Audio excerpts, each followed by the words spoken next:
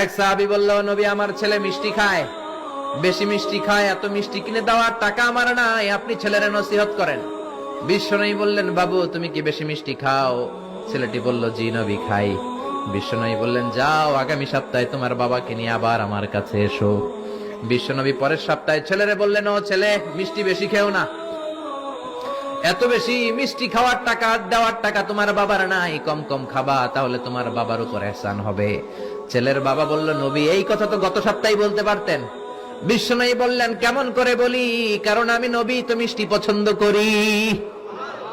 এক সপ্তাহের ব্যবধানে নিজের অভ্যাসটাকে পাল্টালাম, মিষ্টি কম কম খাওয়া শুরু করলাম, আগে নিজে আমল করলাম, তারপরে তোমার ছেলেরে বললাম। সুবহানাল্লাহ। বাড়িতে যে কি রহমতের নবী, কি বরকতের নবী, নিজে কিছু আমল না করে অন্যরে বলতেনই না। সুবহানাল্লাহ।